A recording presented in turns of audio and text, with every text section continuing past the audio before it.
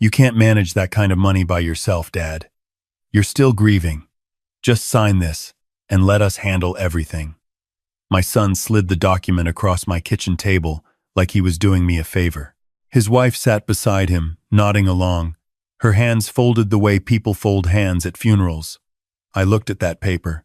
Then I looked at my son's face, steady, certain, already counting what wasn't his. I almost felt sorry for what was waiting inside my home safe. Before we get into that, please take a moment to subscribe to the channel and drop a comment telling me what time it is where you are right now. I spent 31 years at Heartland Federal Bank in Nashville. Started as a teller at 22. Moved into loan processing. Eventually ran the commercial lending division for my last 14 years. I reviewed thousands of documents in that building. Promissory notes, deed of trusts, power of attorney filings, beneficiary designations. I learned to read paper the way some people read faces, slow, careful, looking for what wasn't said as much as what was. When I retired at 63, my colleagues threw a party in the second-floor conference room. My wife came. She wore the blue dress I'd always loved on her. 8 months later, she was gone. Pancreatic cancer moves fast. That's the one thing they tell you, and you still aren't ready for it. After the funeral, after the casseroles stopped coming and the condolence cards tapered off, I was left with a quiet house in Brentwood and a life insurance policy my wife and I had kept current for 27 years. The death benefit was $180,000. I hadn't touched it yet. The check was sitting in a savings account I'd opened specifically for it, untouched, while I figured out what came next, what I wanted, who I was without her. My son lived 40 minutes away in Franklin with his wife and their 2 kids. He called more after the funeral than he had in the previous 2 years combined. I noticed that. I'm a loan officer. Noticing patterns is what I did for 3 decades. Still, he was my son. And grief makes you want family nearby. So I didn't examine it too closely. Not at first. The visits started casually. Sunday dinners. He'd bring the grandchildren, which I appreciated genuinely. We'd eat, watch football. They'd leave by 7. Then the conversations began shifting. Small comments at first. Dad, are you keeping track of all your accounts? It's a lot to manage alone. Or, have you thought about consolidating things? It might be easier for everyone. Everyone. I noticed that word too. One Sunday in February, about 6 months after my wife passed, my son came alone. No grandchildren, no his wife at first. He sat across from me at the same kitchen table where I'd signed mortgage applications, where my wife and I had paid bills together every first of the month for 22 years. He set a manila folder in front of him and didn't open it right away. He talked about the weather. He talked about his job. Then he talked about me. I've been worried about you, Dad. You're up here alone. You've got significant assets. And frankly, I just don't think you need the stress of managing all of it by yourself. Not right now. He tapped the folder. I had our attorney draw something up. A financial power of attorney. It just lets me help coordinate things. Pay bills if you're ever under the weather. Make sure nothing slips through the cracks. I kept my expression neutral. We already have one of those. That one expired. I checked. He opened the folder, turned it to face me. Sure enough, a fresh document. My name, his name, broad language granting him authority over bank accounts, investment portfolios, and the ability to redirect incoming funds on my behalf. Incoming funds. The $180,000 sitting in that savings account. It's just paperwork, Dad. For your protection. His wife arrived 20 minutes later. I hadn't heard her car. She must have parked down the street. She came in carrying a dish she said she'd made, set it on the counter, kissed my cheek, and sat down next to my son. United front. Rehearsed. This had been discussed before they walked through my door. We just want to help, she said. I looked at my son's face. Confident, certain I'd comply. He had reason to feel confident I was 64, recently widowed, and in his mind, the old man who still mailed paper checks and kept a paper calendar on the refrigerator. What he didn't account for was 31 years of reviewing documents exactly like the one sitting in front of me. Let me read through it, I said. Of course. He relaxed slightly. People relax when they think they've won. I read every line. The language was broad enough to give my son control over virtually every financial decision I could make. Redirecting direct deposits, accessing safe deposit boxes, managing insurance proceeds. I set the folder down on the table and folded my hands. I need to think about it, I said. That was the first lie I told him. I didn't need to think about it at all. I needed him to leave so I could make a phone call. After they were gone, I stood in the kitchen for a moment, looking at the folder he'd deliberately left behind. Then I walked down the hall to the small office off the main bedroom. In the closet, behind my hanging dress shirts, sat the fireproof home safe my wife and I had bought in 2009, after a neighbor's house flooded, and they lost every important document they owned. 4 digits on the combination. Her birthday. Nobody else knew it. I opened it and pulled out a manila envelope I'd placed there 4 months earlier, before the casseroles stopped coming, before the pattern of Sunday visits had started. My wife was still alive when I'd made the appointment, but she was already very sick, and I'd had time to sit with certain possibilities. After 31 years in banking, I knew what a power of attorney could do in the wrong hands. I'd seen it. Estate disputes, family members draining accounts before the ink dried on a death certificate. I'd flagged those situations for years. I knew exactly how it worked. 4 months ago, I'd driven downtown to meet with an estate attorney. I explained my situation clearly and without emotion. My wife was terminal. We had a prior POA on file naming my son. I wanted it revoked and replaced with a document naming my former colleague at Heartland Federal, a woman I'd worked beside for 19 years and trusted completely as my sole financial agent. We'd drawn up the revocation, filed it with the county, and sent certified notifications to every financial institution where I held accounts. I had the signed receipts in that envelope. I also had the new POA, the updated beneficiary designations on my life insurance and retirement accounts, and a letter already sent to the insurance company specifying that the $180,000 death benefit could only be dispersed directly to my personal savings account, requiring my in-person signature for any transfer exceeding $500. I held the envelope for a moment, then placed it back in the safe and closed it. The document my son had left on the kitchen table was worthless. He just didn't know it yet. I let 3 days pass. He called once, casual, asking if I'd had a chance to review the paperwork. I told him I was still thinking. He said there was no rush, his voice doing the careful work of someone pretending not to be in a hurry. On the 4th day, I called my attorney. He presented a new POA, I told her. Broad language. Control over incoming funds. The revocation is already on file everywhere, she said. He can't execute anything with a new document unless you sign it and it's notarized and filed. Even then, the institutions have your standing instructions. I know. I want to be ahead of whatever comes next. There was a pause. What do you think comes next? I think he's going to try the insurance company directly. Call and claim authority. Then when that doesn't work, I think he's going to suggest I'm not capable of managing my own finances. Another pause. You've thought about this carefully. I've had time. We met that Friday afternoon. I brought my medical records from the previous year, full physical, blood work, cognitive screening my doctor had run as part of a standard senior wellness check. Everything clean. Better than clean. The neurologist's note said my processing speed and executive function were in the top percentile for my age group. I also brought 31 years of employment records, my professional licenses, and a folder of recent financial decisions I'd made, investment reallocations, a refinance I'd completed 6 months before retirement, tax returns for the last 5 years, documentation that told a clear, consistent story of a man in complete command of his affairs. My attorney reviewed everything and smiled slightly. You came prepared. Habit, I said. She drafted a preemptive letter to be sent to my son's home address via certified mail. It stated simply that the prior POA had been revoked, that a new one was in place naming a different agent, and that any attempt to represent himself as my financial proxy to any institution would constitute fraud under Tennessee law.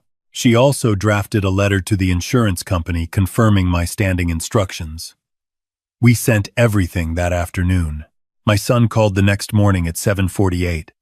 I was drinking coffee. Dad. His voice was flat in a way that had nothing to do with the hour. What is this letter? Which part is unclear? You revoked the POA months ago? Without telling me? I wasn't required to tell you. It's my POA. Dad. His voice shifted. The caregiving tone was gone. That $180,000, that's money. Mom would have wanted to stay in the family. You're not thinking straight. You're still grieving. I set my coffee cup down on the counter. The same counter where his wife had set her casserole dish 2 weeks ago. I'm thinking very clearly. I've been thinking clearly my entire adult life. That's not going to change because you're inconvenienced. We're trying to help you. You're trying to access my bank accounts. There's a difference. The line went quiet for 3 seconds. We'll talk about this in person. There's nothing to talk about. He came anyway, 2 days later. His wife stayed in the car this time. He stood in my living room and spoke for 15 minutes about his concern for my well-being, my isolation, my grief affecting my judgment, my age. I let him finish. I didn't interrupt. When he was done, I walked to the kitchen, opened the drawer beside the refrigerator, and handed him a single sheet of paper. It was a copy of the certified mail receipt, his signature confirming delivery of my attorney's letter. The date was stamped clearly. He'd signed for it himself. I received that, he said, confused. That's your signature, acknowledging receipt of the POA revocation and legal notice. Keep it. You'll need it to show your attorney when they explain to you what it means. He stared at the paper. Something moved across his face. Something between anger and recalculation.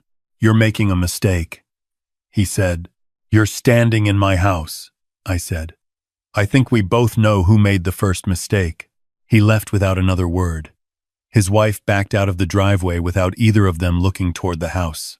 I stood at the window and watched them go. Then I went back to the kitchen and poured a second cup of coffee. I'd expected the next move to be legal, and I was right. The petition arrived by certified mail 11 days later. My son and daughter-in-law, through their attorney, were filing for a determination of incapacity. Grounds. My wife's recent death had destabilized my emotional state. My decision to revoke the POA was impulsive and inconsistent with prior behavior.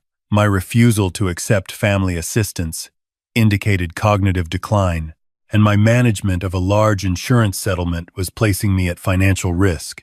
I read the petition twice at the kitchen table. Then I called my attorney. They're moving fast, she said. They need to move before the insurance payout processes fully. They know the instructions I filed narrow their window. They'll request a court-appointed psychiatric evaluation. You'll need to cooperate with that. I know. I also have something they don't. I told her about the folder I'd prepared 4 months ago. The cognitive screening, the employment records, the financial history. She was quiet for a moment. Why, this is… Frank, I said. My name is Frank. Right. Frank. I could hear her thinking. This is remarkably thorough preparation for something you hoped wouldn't happen. 31 years in commercial lending. We called it due diligence. The psychiatric evaluation was scheduled for 2 weeks out. Court calendar. Routine delays. In the meantime, my son tried one more approach. He drove to Heartland Federal, my old bank, and asked to speak with someone about my accounts. He introduced himself as my son and implied he had authority to make inquiries. What he didn't know was that I'd called the branch manager the same week I revoked the POA. My former colleague there had placed a notation on every account. No third-party inquiries without written authorization. Confirmed in person by the account holder.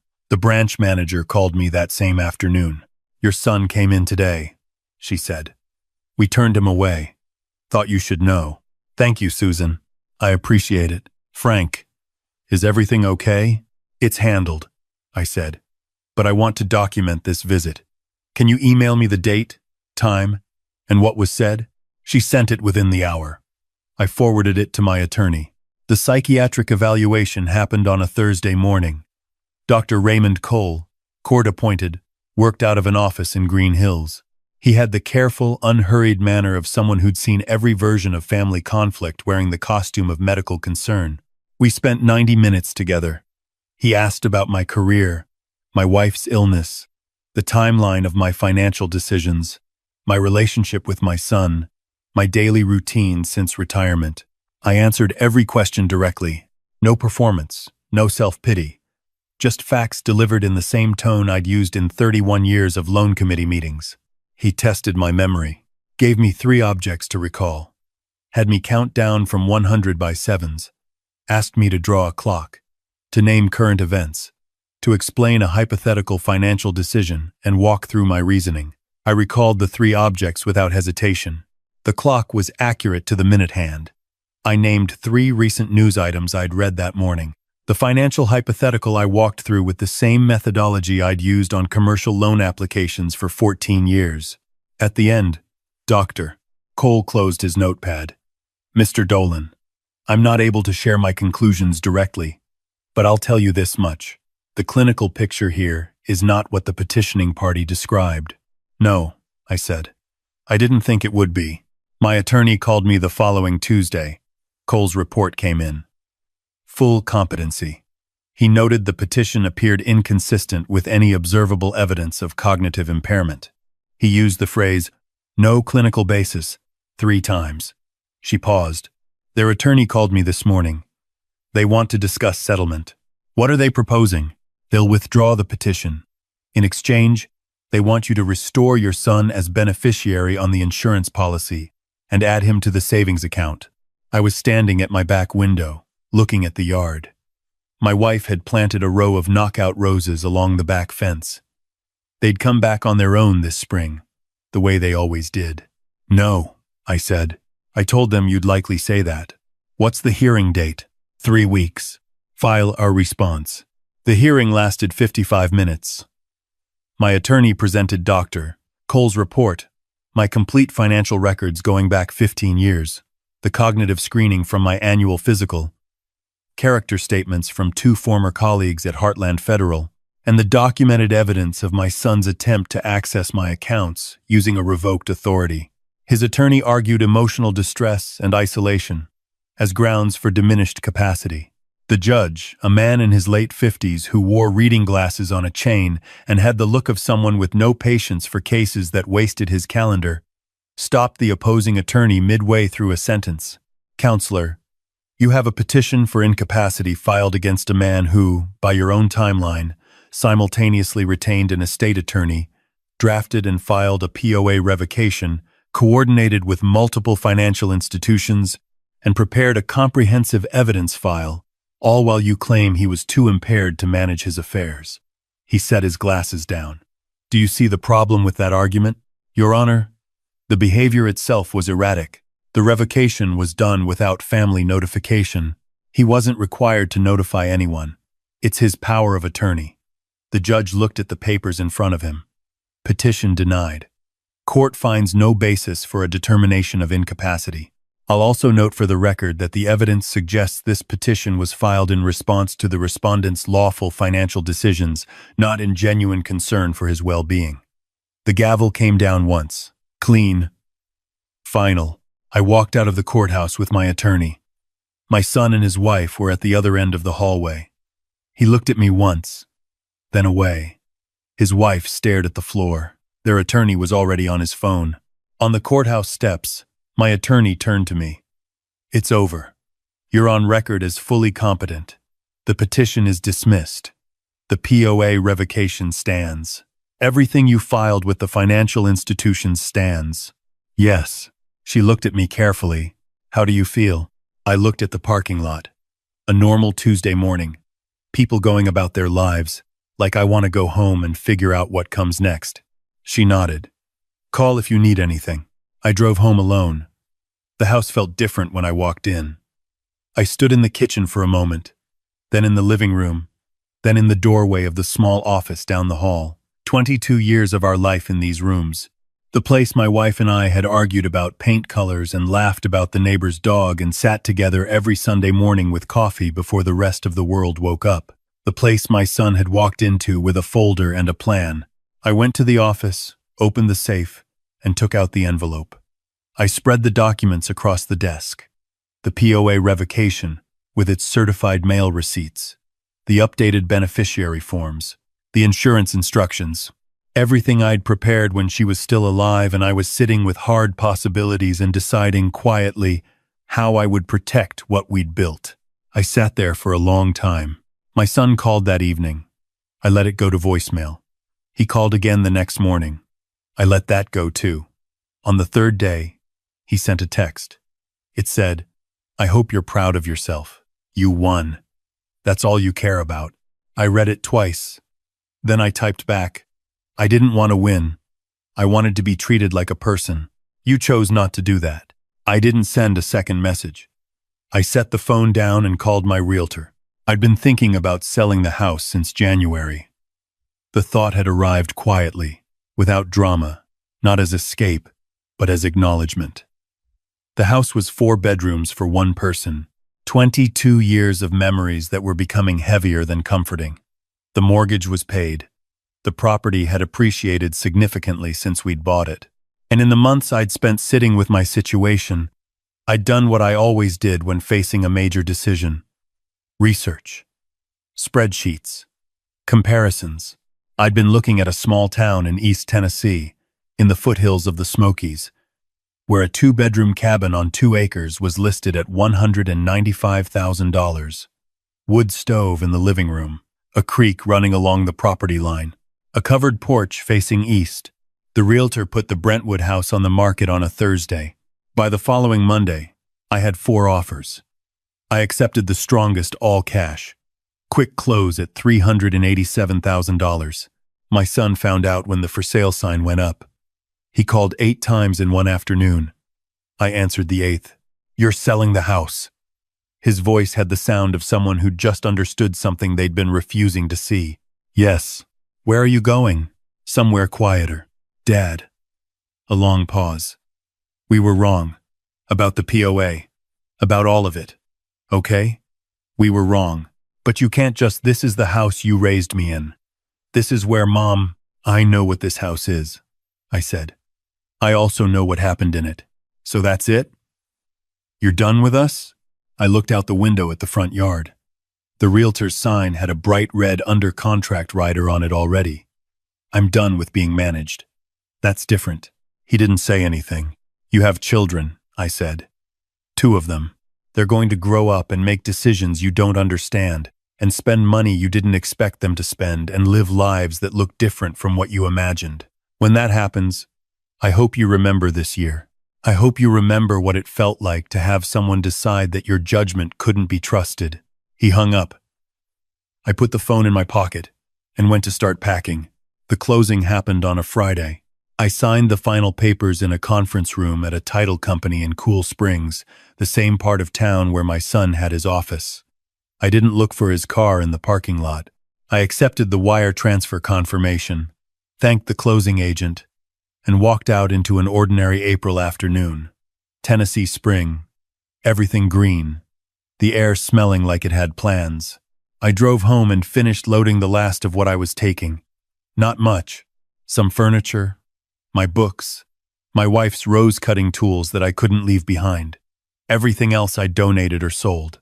The house was clean, emptied, ready for the next family. I stood in the kitchen one last time, the window above the sink where my wife used to stand and watch the yard while the coffee brewed. The table where 30 years of decisions had been made. Some good, some not. All of them ours. I picked up my keys and walked out. The drive to Sevierville took a little over 3 hours. I'd made it twice already during the buying process, learned the route, knew where the good gas stations were and where the road narrowed through the mountain pass. The cabin sat at the end of a gravel driveway, half a mile off the county road, surrounded by second-growth hardwoods that were just coming into leaf. The creek made a constant low sound, like the house was breathing. I parked and sat in the car for a moment. Then, I got out, walked up the porch steps, and unlocked the front door with the new key the seller had given me at closing.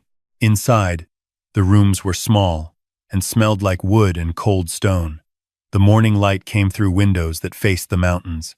I set my box of books down on the kitchen floor and stood there, looking at nothing in particular, listening to the creek. My phone had 12 missed calls and 7 text messages. I turned it over in my hand, looked at the screen, then set it face down on the kitchen counter. I'd read everything later. Or I wouldn't. That was the thing about starting over. You got to decide what to carry forward and what to leave on the side of the road. I'd carried forward my documents and my careful habits and 31 years of knowing how to read the fine print. I'd left behind a house full of someone else's assumptions about who I was. The safe was in a box in the back of my car. I'd bring it in later, find a good place for it. My attorney had the copies of everything. The insurance funds were in an account in my name only. My retirement accounts were untouched, well managed, mine.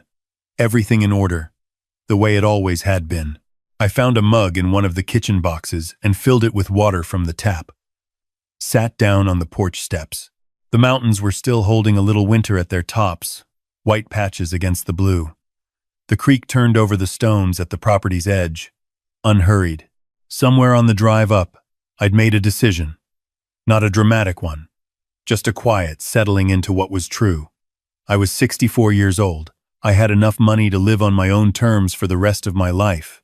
I had my health.